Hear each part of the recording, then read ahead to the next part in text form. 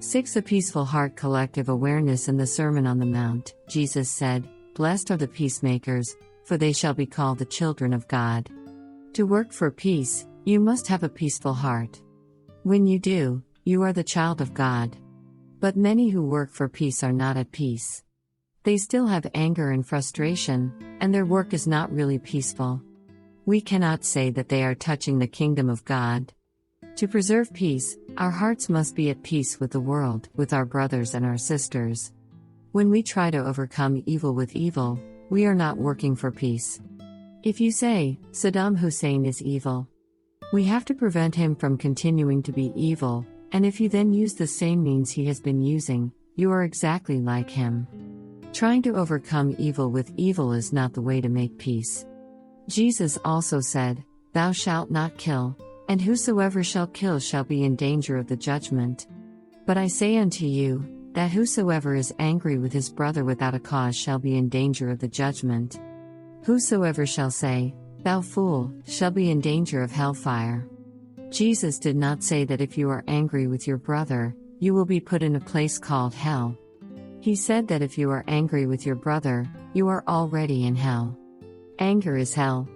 He also said that you don't need to kill with your body to be put in jail. You only need to kill in your mind, and you are already there. The death penalty is a sign of weakness, an expression of our fear and inability to know what to do to help the situation. Killing a person does not help him or us. We have to look collectively to find ways we can really help. Our enemy is not the other person, no matter what he or she has done. If we look deeply into ourselves, we can see that their act was a manifestation of our collective consciousness. We are all filled with violence, hatred, and fear, so why blame someone whose upbringing was without love or understanding? Educators, legislators, parents, journalists, filmmakers, economists, artists, poor people, rich people, all of us have to discuss the situation and see what we can do. Meditation can help. Meditation is not a drug to make us oblivious to our real problems. It should produce awareness in us and also in our society. For us to achieve results, our enlightenment has to be collective. How else can we end the cycle of violence? We ourselves have to contribute, in small and large ways, toward ending our own violence. Looking deeply at our own mind and our own life, we will begin to see what to do and what not to do to bring about a real change. Looking deeply, we often think of peace as the absence of war, that if the powerful countries would reduce their weapons arsenals, we could have peace. But if we look deeply into the weapons, we see our own minds, our prejudices, fears, and ignorance. Even if we transport all the bombs to the moon, the roots of war and the roots of the bombs are still here, in our hearts and minds, and sooner or later we will make new bombs. To work for peace is to uproot war from ourselves and from the hearts of men and women. To prepare for war, to give millions of men and women the opportunity to practice killing day and night in their hearts, is to plant millions of seeds of violence, anger, frustration, and fear that will be passed on for generations to come. Ye have heard that it hath been said, An eye for an eye, and a tooth for a tooth. But I say unto you, that ye resist not evil, but whosoever shall smite thee on thy right cheek, turn to him the other also. And if any man will sue thee at the law, and take away thy coat, let him have thy cloak also. This is Jesus teaching about revenge. When someone asks you for something, give it to him. When he wants to borrow something from you, lend it to him. How many of us actually practice this? There must be ways to solve our conflicts without killing. We must look at this. We have to find ways to help people get out of difficult situations of conflict, without having to kill. Our collective wisdom and experience can be the torch lighting our path, showing us what to do. Looking deeply together is the main task of a community or a church. The highest form of prayer. Ye have heard that it hath been said, Thou shalt love thy neighbor, and hate thine enemy. But I say unto you, love your enemies, bless them that curse you, do good to them that hate you, and pray for them which despitefully use you and persecute you, that ye may be the children of your Father who is in heaven, for he maketh his sun to rise on the evil and on the good, and sendeth rain on the just and on the unjust. Many people pray to God because they want God to fulfill some of their needs. If they want to have a picnic, they ask God for a clear, sunny day. At the same time, farmers might pray for rain. If the weather is clear, the picnickers will say, God is on our side, He answered our prayers. But if it rains, the farmers will say that God heard their prayers. This is the way we usually pray. When you pray only for your own picnic and not for the farmers who need the rain, you are doing the opposite of what Jesus taught. Jesus said, "Love your enemies, bless them that curse you." When you look deeply into your anger, you will see that the person you call your enemy is also suffering. As soon as you see that, the capacity of accepting and having compassion for him is there. Jesus called this loving your enemy. When you are able to love your enemy, he or she is no longer your enemy. The idea of enemy vanishes and is replaced by the notion of someone who is suffering and needs your compassion. Doing this is sometimes easier than you might have imagined, but you need to practice. If you read the Bible but don't practice, it will not help much. In Buddhism, practicing the teaching of the Buddha is the highest form of prayer. The Buddha said, if someone is standing on one shore and wants to go to the other shore, he has to either use a boat or swim across. He cannot just pray, "Oh, other shore, please come over here for me to step across." To a Buddhist, praying without practicing is not real prayer. Understanding brings liberation. In Latin America, liberation theologians speak of God's preference, or option, for the poor, the oppressed, and the marginalized. But I do not think God wants us to take sides, even with the poor. The rich also suffer, in many cases more than the poor. They may be rich materially, but many are poor spiritually, and they suffer a lot. I have known rich and famous people who have ended up committing suicide. I am certain that those with the highest understanding will be able to see the suffering in both the poor and the rich. God embraces both rich and poor, and He wants them to understand each other, to share with each other their suffering and their happiness, and to work together for peace and social justice. We do not need to take sides. When we take sides, we misunderstand the will of God. I know it will be possible for some people to use these words to prolong social injustice, but that is an abuse of what I am saying. We have to find the real causes for social injustice, and when we do, we will not condemn a certain type of people. We will ask, why has the situation of these people remained like that? All of us have the power of love and understanding. They are our best weapons. Any dualistic response, any response motivated by anger, will only make the situation worse. When we practice looking deeply, we have the insight into what to do and what not to do for the situation to change. Everything depends on our way of looking. The existence of suffering is the first noble truth taught by the Buddha, and the causes of suffering are the second. When we look deeply at the first truth, we discover the second. After seeing the second truth, we see the next truth, which is the way of liberation. Everything depends on our understanding of the whole situation. Once we understand, our lifestyle will change accordingly and our actions will never help the oppressors strengthen their stand. Looking deeply does not mean being inactive. We become very active with our understanding. Nonviolence does not mean non-action. Nonviolence means we act with love and compassion. Understanding brings compassion. Before the Vietnamese monk Thich Nhat Hanh burned himself alive in 1963, he meditated for several weeks and then wrote very loving letters to his government, his church, and his fellow monks and nuns explaining why he had reached that decision. When you are motivated by love and the willingness to help others attain understanding, even self-immolation can be a compassionate act. When Jesus allowed himself to be crucified, he was acting in the same way, motivated by the desire to wake people up, to restore understanding and compassion, and to save people. When you are motivated by anger or discrimination, even if you act in exactly the same way, you are doing the opposite.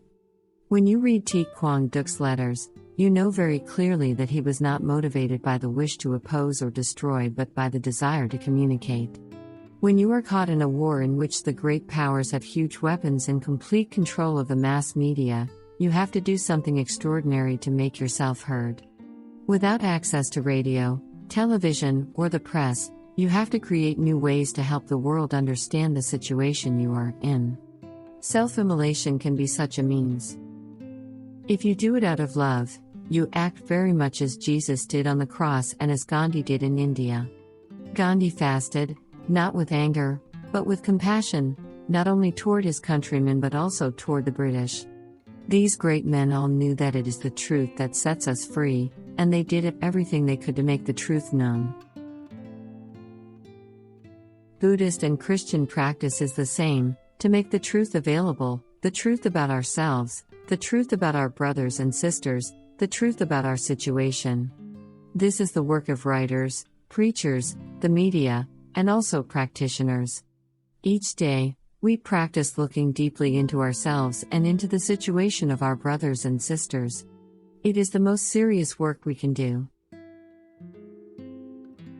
Understanding transforms.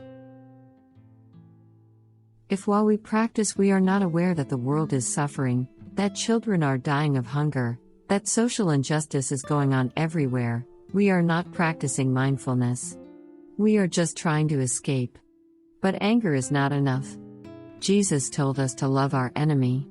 Father, forgive them, for they know not what they do. This teaching helps us know how to look at the person we consider to be the cause of our suffering. If we practice looking deeply into his situation and the causes of how he came to be the way he is now, and if we visualize ourselves as being born in his condition, we may see that we could have become exactly like him.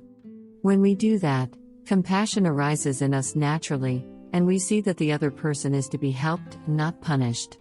In that moment, our anger transforms itself into the energy of compassion.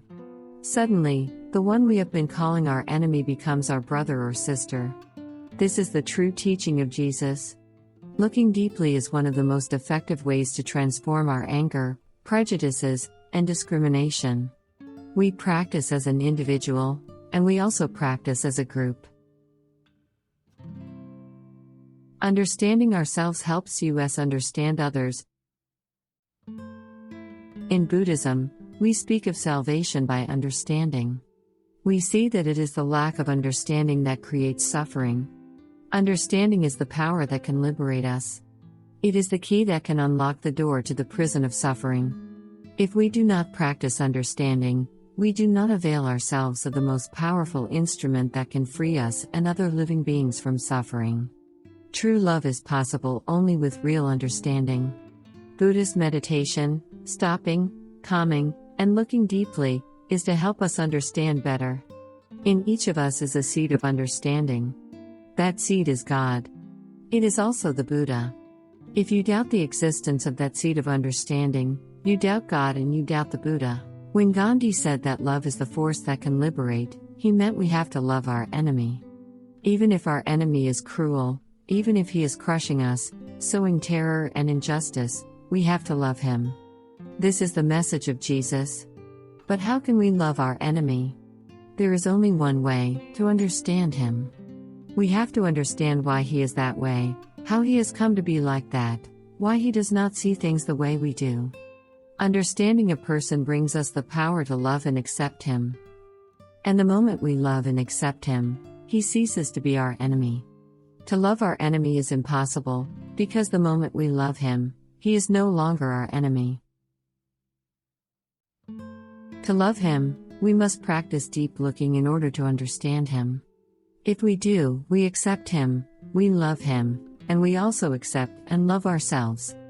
As Buddhists or Christians, we cannot question that understanding is the most important component for transformation. If we talk to each other, if we organize a dialogue, it is because we believe there is a possibility that we can understand the other person better. When we understand another person, we understand ourselves better. And when we understand ourselves better, we understand the other person better, too. Understanding brings forgiveness. Forgive us our trespasses, as we forgive those who trespass against us. Everyone makes mistakes. If we are mindful, we see that some of our actions in the past have caused others to suffer, and some actions of others have made us suffer. We want to be forgiving. We want to begin anew. You, my brother or sister, have wronged me in the past. I now understand that it was because you were suffering and did not see clearly. I no longer feel anger toward you. You cannot force yourself to forgive. Only when you understand what has happened can you have compassion for the other person and forgive him or her. That kind of forgiveness is the fruit of awareness. When you are mindful, you can see the many causes that led the other person to make you suffer, and when you see this, forgiveness and release arise naturally. Putting the teachings of Jesus and the Buddha into practice is always helpful. 7 For a future to be possible. Rerouting. There is a deep malaise in society. We can send email and faxes anywhere in the world, we have pagers and cellular telephones, and yet in our families and neighborhoods we do not speak to each other. There is a kind of vacuum inside us, and we attempt to fill it by eating, reading, talking, smoking, drinking, watching TV, going to movies, and even overworking. We absorb so much violence and insecurity every day that we are like time bombs ready to explode. We need to find a cure for our illness. Many of our young people are uprooted. They no longer believe in the traditions of their parents and grandparents, and they have not found anything else to replace them. Spiritual leaders need to address this very real issue, but most simply do not know what to do. They have not been able to transmit the deepest values of their traditions, perhaps because they themselves have not fully understood or experienced them. When a priest does not embody the living values of a tradition, he or she cannot transmit them to the next generation. He can only wear the outer garments and pass along the superficial forms. When the living values are absent, rituals and dogmas are lifeless, rigid, and even oppressive. Combined with a lack of understanding of people's real needs and a general lack of tolerance, it is little wonder that the young feel alienated within these institutions. Buddhism, like Christianity and other traditions, has to renew itself in order to respond to the needs of the people of our time. Many young people all over the world have abandoned their church because church leaders have not caught up with the changes in society. They cannot speak to the young people in the kind of language the young can understand. They cannot transmit the jewels they have received from their ancestral teachers to the young. That is why so many young people are left with nothing to believe in. They feel uneasy with their church, their society, their culture, and their family. They don't see anything worthwhile, beautiful, or true. We need roots to be able to stand straight and grow strong. When young people come to Plum Village, I always encourage them to practice in a way that will help them go back to their own tradition and get rerooted. If they succeed at becoming reintegrated, they will be an important instrument in transforming and renewing their tradition. After an interfaith retreat in Santa Barbara, one young man told me, "Tai, I feel more Jewish than ever. I will tell my rabbi that a Buddhist monk inspired me to go back to him." People from other traditions said the same thing. The jewels of our own tradition. In East Asia, every home has a family altar. Whenever there is an important event in the family, such as the birth of a child, we offer incense and announce the news to our ancestors. If our son is about to go to college, we make an offering and announce that tomorrow our son will leave for college. When we return home after a long trip, the first thing we do is offer incense to our ancestors and announce that we are home. When we practice this way, we always feel deeply rooted in the family. I encourage my students of Western origin to do the same. When we respect our blood ancestors and our spiritual ancestors, we feel rooted.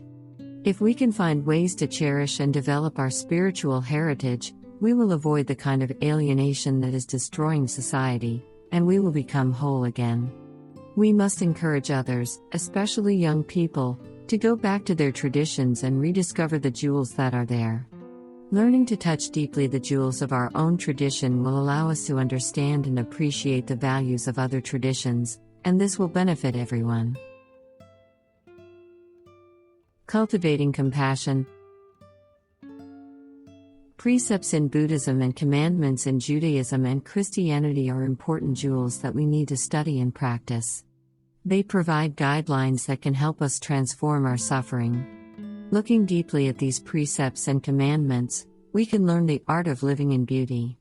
The 5 wonderful precepts of Buddhism: reverence for life, generosity, responsible sexual behavior, speaking and listening deeply, and ingesting only wholesome substances, can contribute greatly to the happiness of the family and society. I have recently rephrased them to address the problems of our times. 1.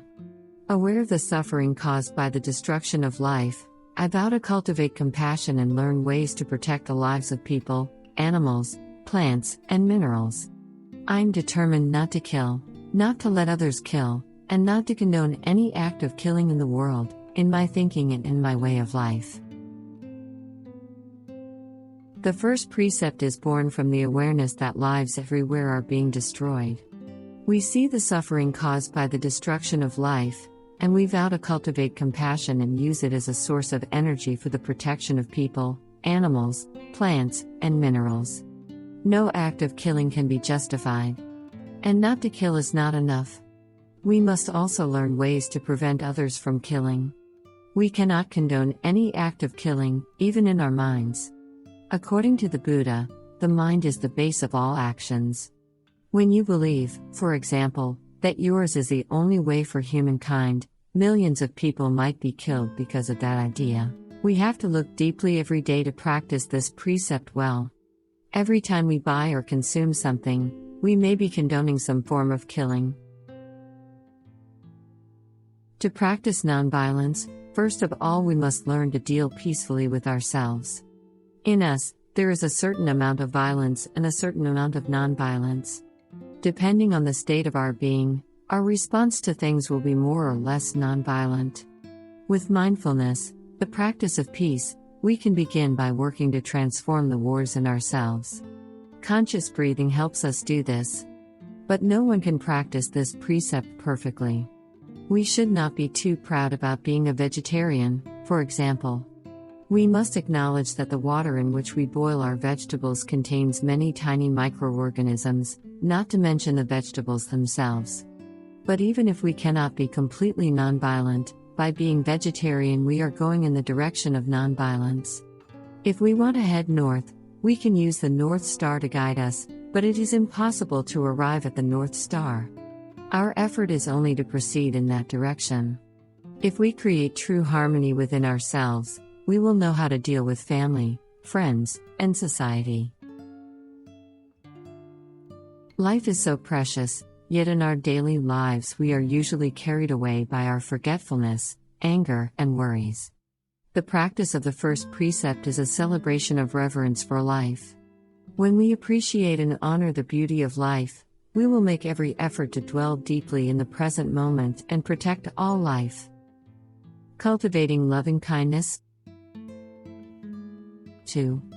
Aware of the suffering caused by exploitation, social injustice, stealing, and oppression, I vow to cultivate loving kindness and learn ways to work for the well-being of people, animals, plants, and minerals. I vow to practice generosity by sharing my time, energy, and material resources with those who are in real need. I am determined not to steal and not to possess anything that should belong to others. I will respect the property of others, but I will prevent others from profiting from human suffering or the suffering of other species on earth. The 5 precepts in Torah are: when you practice one precept deeply, you practice all 5. The first precept is about taking life, which is a form of stealing. When we meditate on the second precept, we see that stealing, in the forms of exploitation, social injustice, and oppression, is an act of killing. Instead of stealing, we practice generosity. In Buddhism, we say there are 3 kinds of gifts: 1. The gift of material resources, 2. The gift of helping people rely on themselves, and 3. The gift of non-fear. But it takes time to practice generosity. Sometimes one pill or a little rice could save the life of a child, but we do not think we have the time to help. The best use of our time is being generous and really being present with others. People of our time tend to overwork, even when they are not in great need of money. We seem to take refuge in our work in order to avoid confronting our real sorrow and inner turmoil. We express our love and care for others by working hard, but if we do not have time for the people we love, if we cannot make ourselves available to them, how can we say that we love them? True love needs mindfulness. We have to take the time to acknowledge the presence of the person we love. Darling, I know you are there, and I am happy. This cannot be done if we can't free ourselves from our preoccupations and our forgetfulness. In order to acknowledge the presence of our beloved one, we have to offer our own true presence. Without the practice of establishing ourselves in the here and in the now, this seems impossible. Mindful time spent with the person we love is the fullest expression of true love and real generosity.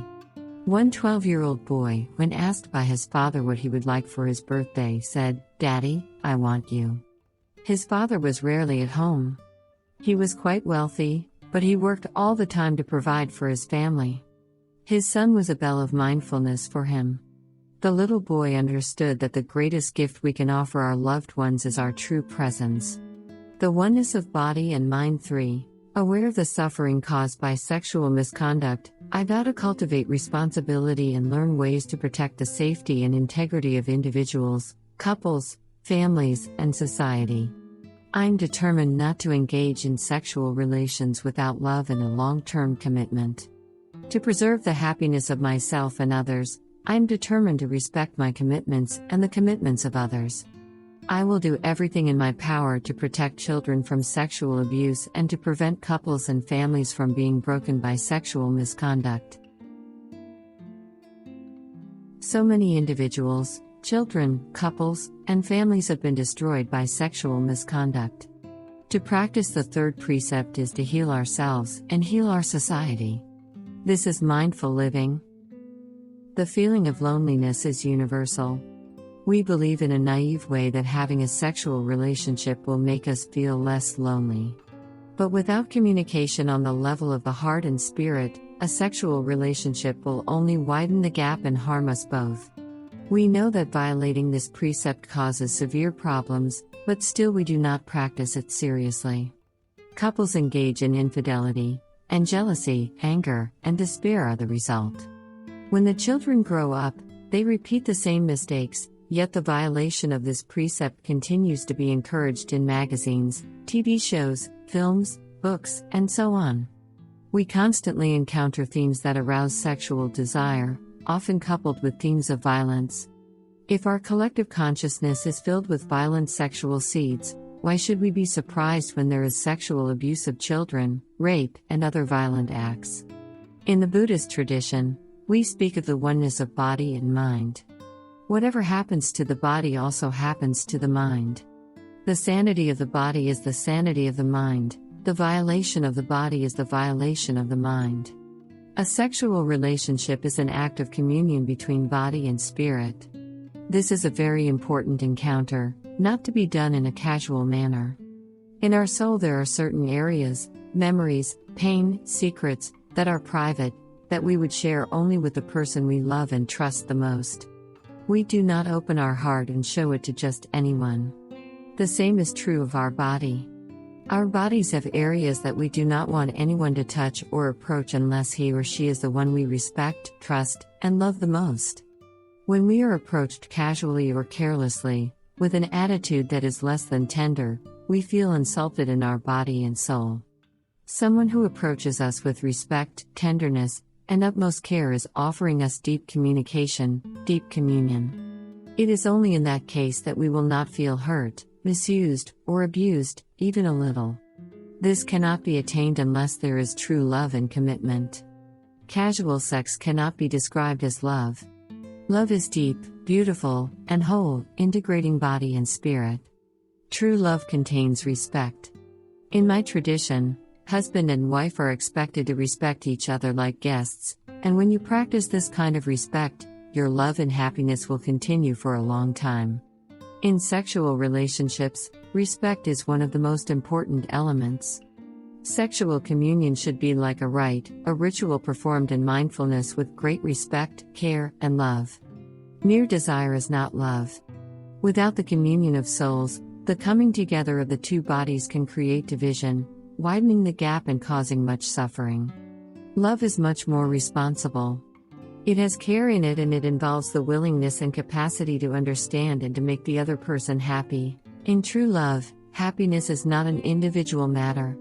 If the other person is not happy, it will be impossible for us to be happy ourselves. True happiness is not possible without a certain degree of calmness and peace in our heart and in our body. Passion or excitement contains within it the element of disturbance. True love is a process of learning and practice that brings in more elements of peace, harmony, and happiness. The phrase long-term commitment does not express the depth of love we feel for our partner, but we have to say something so people understand. A long-term commitment is only a beginning. We also need the support of friends and other people. That is why we have a wedding ceremony. Two families join together with other friends to witness the fact that the couple has come together to live. The priest and the marriage license are just symbols. What is important is that the commitment is witnessed by friends in both of the families. Responsibility is the key word. The third precept should be practiced by everyone. Before I met Christianity, my only spiritual ancestor was the Buddha. But when I met beautiful men and women who are Christians, I came to know Jesus as a great teacher. Since that day, Jesus Christ has become one of my spiritual ancestors. As I have mentioned, on the altar of my hermitage in France, I have statues of Buddhas and Bodhisattvas and also an image of Jesus Christ. I do not feel any conflict within me. Instead, I feel stronger because I have more than one root. Can we allow young people of different traditions to marry each other freely, with our benediction? Can we encourage them to practice both traditions and enrich each other? Unmindful speech can kill. 4. Aware of the suffering caused by unmindful speech and the inability to listen to others, I vow to cultivate loving speech and deep listening in order to bring joy and happiness to others and relieve others of their suffering. Knowing that words can create happiness or suffering, I vow to learn to speak truthfully, with words that inspire self-confidence, joy, and hope. I am determined not to spread news that I do not know to be certain and not to criticize or condemn things of which I am not sure. I will refrain from uttering words that can cause division or discord, or that can cause the family or the community to break. I will make all efforts to reconcile and resolve all conflicts, however small. In the Buddhist tradition, the fourth precept is described as refraining from these 4 actions. 1. Not telling the truth. If it's black, you say it's white. 2. Exaggerating. You make something up, or describe something as more beautiful than it actually is, or as ugly when it is not so ugly. 3. Forked tongue. You go to one person and say one thing and then you go to another person and say the opposite. 4. Filthy language. You insult or abuse people. This precept admonishes us not to lie, not to say things that destroy friendships and relationships, but to use wholesome, loving speech. It is as important as the third precept in preventing families from being broken. Speaking unmindfully or irresponsibly can destroy us, because when we lie, we lose faith in our own beauty and we lose the trust of others. We have to dissolve all prejudices, barriers, and walls and empty ourselves in order to listen and look deeply before we utter even one word. When we are mindful of our words, it helps us, our families, and our society. We also need to practice the fourth precept as individuals and as a nation. We have to work to undo the misunderstandings that exist between the United States and Vietnam, France and Germany, Norway and Sweden, and so on. And we must not underestimate the misunderstandings between religious traditions. Church leaders, diplomats, and all of us need to practice this precept carefully. Never in the history of humankind have we had so many means of communication, yet we remain islands. There is little real communication between the members of one family, between the individuals in society, and between nations. We have not cultivated the arts of listening and speaking. We have to learn ways to communicate again. When we cannot communicate, we get sick, and as our sickness worsens, our suffering spills onto other people. When it has become too difficult to share and to communicate with those in our family, we want to go to a psychotherapist, hoping that he or she will listen to our suffering. Psychotherapists are also human beings. There are those who can listen deeply to us and those who, because they themselves have suffered so much, do not have the capacity. Psychotherapists have to train themselves in the art of listening with calm and compassion. How can someone who has so much suffering within himself or herself, so much anger, irritation, fear, and despair, listen deeply to us? If you wish to see a psychotherapist, try to find someone who is happy and who can communicate well with his or her spouse, children, friends, and society. Training ourselves in the art of mindful breathing is crucial for knowing how to take care of our emotions. In his discourse on mindful breathing, the Buddha taught, breathing in, I recognize my feeling. Breathing out, I calm my feeling. If you practice this, not only will your feeling be calmed down, but the energy of mindfulness will also help you see into the nature and roots of your anger. Mindfulness helps you be concentrated and look deeply. This is true meditation. The insight will come after some time of practice. You will see the truth about yourself and the truth about the person who you thought to be the cause of your suffering. This insight will release you from your anger and transform the roots of anger in you. The transformation in you will also help transform the other person. Mindful speaking can bring real happiness, and unmindful speech can kill. When someone tells us something that makes us happy, that is a wonderful gift. But sometimes someone says something to us that is so cruel and distressing that we feel like committing suicide. We lose our joie de vivre. The fourth precept is also linked to the second precept, unstealing. Many people have to lie in order to succeed as politicians or salespersons. A corporate director of communications told me that if he were allowed to tell the truth about his company's products, people would not buy them. He says positive things about the products that he knows are not true, and he refrains from speaking about their negative effects. He knows he is lying, and he feels terrible about it. Many people are caught in this kind of situation. In politics, people lie to get votes. This precept is also linked with a third precept, on sexual responsibility. When someone says, I love you, it may be a lie. It may just be an expression of desire. So much advertising is linked with sex. There is a saying in Vietnamese, it doesn't cost anything to have loving speech. We only need to choose our words carefully, and we can make other people happy. To use words mindfully, with loving kindness, is to practice generosity. Therefore, this precept is linked directly to the second precept. We can make many people happy just by practicing loving speech. Again, we see the interbeing nature of the 5 precepts. Mindful consuming 5. Aware of the suffering caused by unmindful consumption, I vow to cultivate good health, both physical and mental, for myself, my family, and my society by practicing mindful eating, drinking, and consuming. I vow to ingest only items that preserve peace, well-being, and joy in my body, in my consciousness, and in the collective body and consciousness of my family and society. I am determined not to use alcohol or any other intoxicant or to ingest foods or other items that contain toxins, such as certain TV programs, magazines, books, films, and conversations. I am aware that to damage my body or my consciousness with these poisons is to betray my ancestors, my parents, my society, and future generations.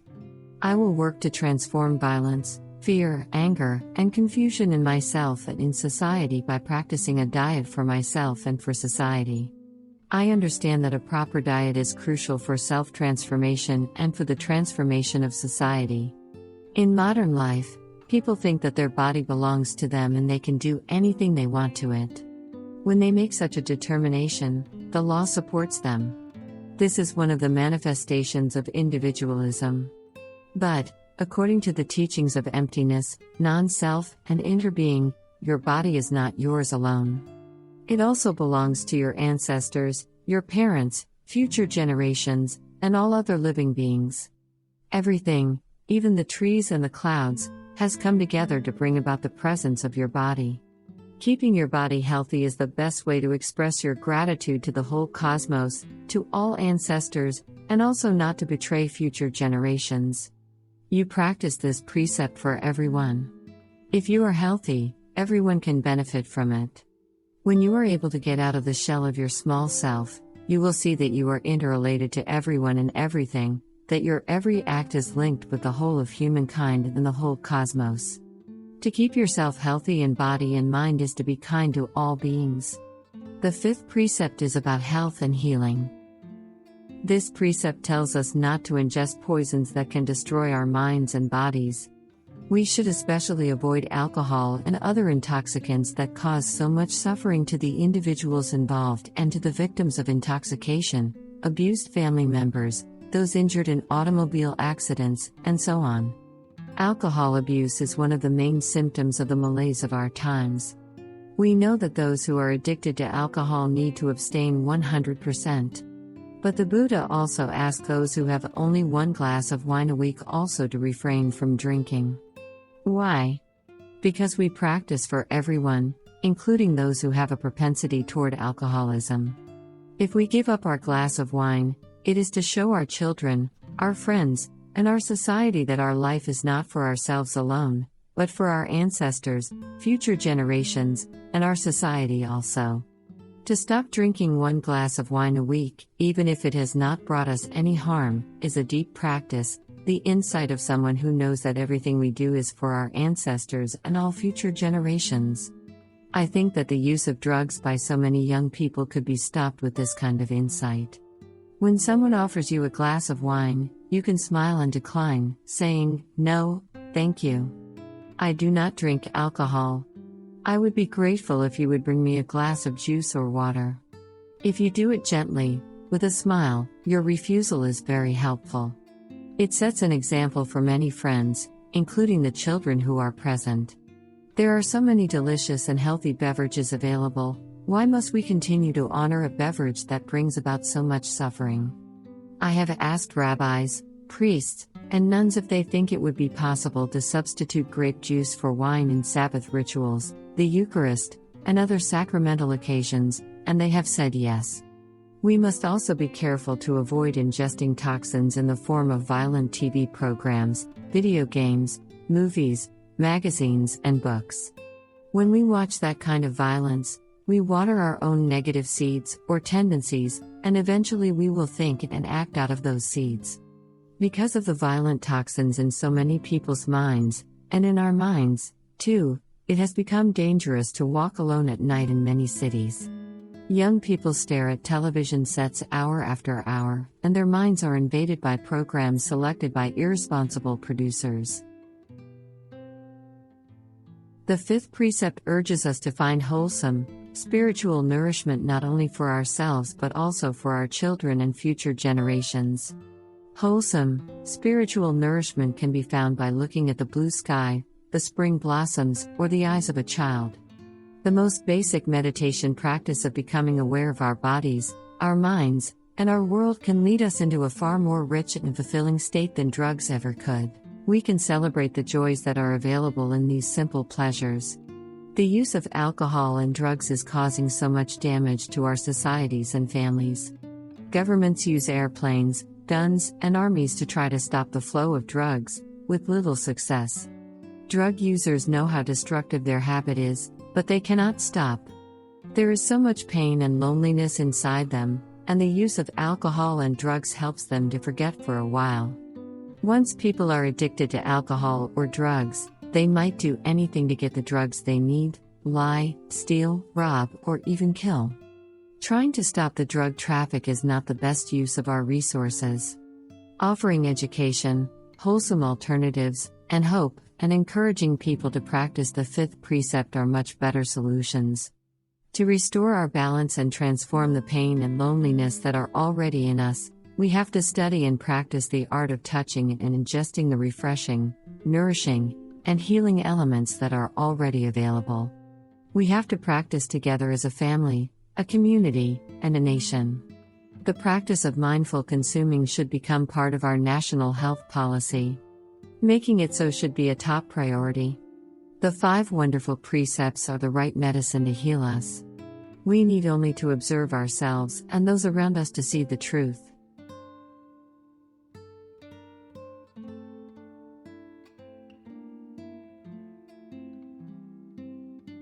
Our stability and the stability of our families and society cannot be obtained without the practice of these precepts.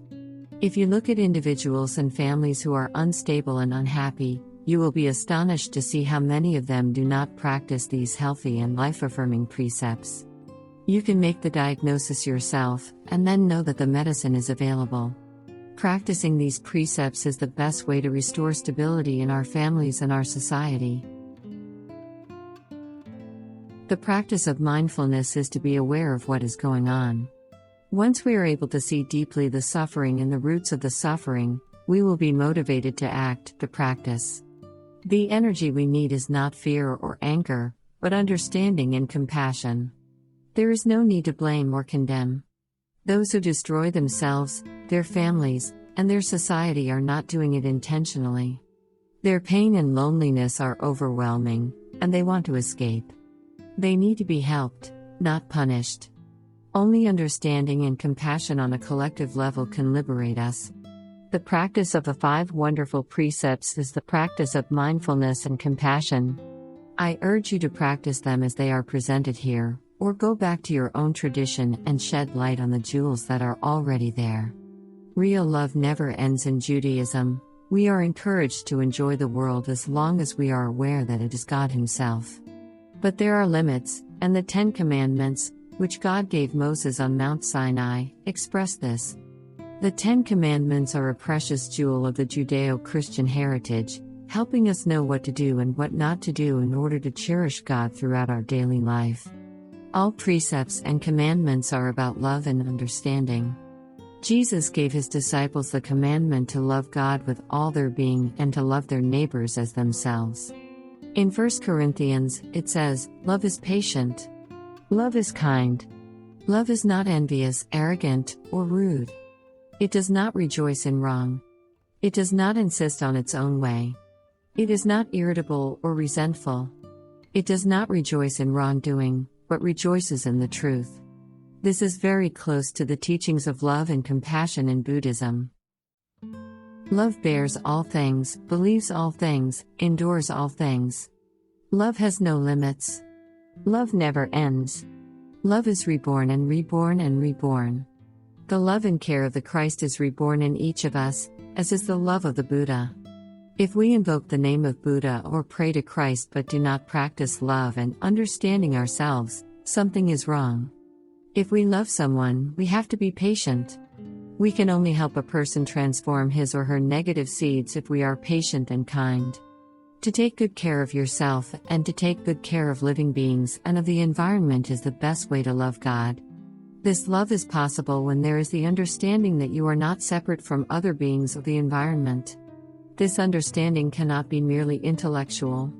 It must be experiential, the insight gained by deep touching and deep looking in a daily life of prayer, contemplation, and meditation.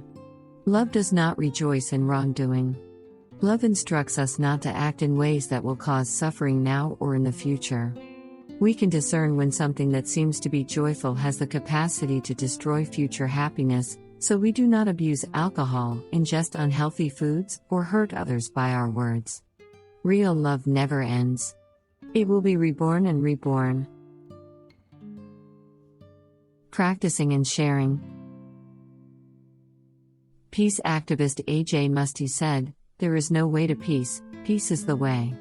He meant that we can realize peace right in the present moment with each look, smile, word, and action. Peace is not just an end. Each step we make should be peace, should be joy, should be happiness. Precepts and commandments help us dwell in peace, knowing what to do and what not to do in the present moment. They are treasures that lead us along a path of beauty, wholesomeness, and truth. They contain the wisdom of our spiritual traditions, and when we practice them, our lives become a true expression of our faith, and our well-being becomes an encouragement to our friends and to society. Our happiness and the happiness of others depends on not only a few people becoming mindful and responsible. The whole nation has to be aware. Precepts and commandments must be respected and practiced by individuals and by the entire nation. When so many families are broken, the fabric of society is torn. We must look deeply at this in order to understand the nature of these precepts and commandments. Everyone must join in the work. For our world to have a future, we need basic behavioral guidelines. They are the best medicine available to protect us from the violence that is everywhere. Practicing precepts or commandments is not a matter of suppression or limiting our freedom. Precepts and commandments offer us a wonderful way to live, and we can practice them with joy. It is not a matter of forcing ourselves or others to obey rules.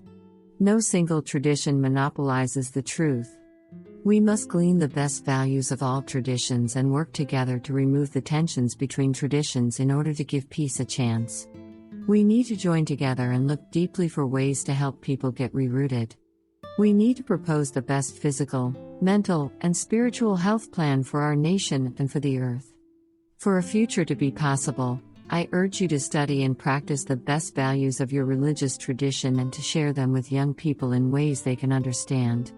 If we meditate together as a family, a community, a city, and a nation, we will be able to identify the causes of our suffering and find ways out.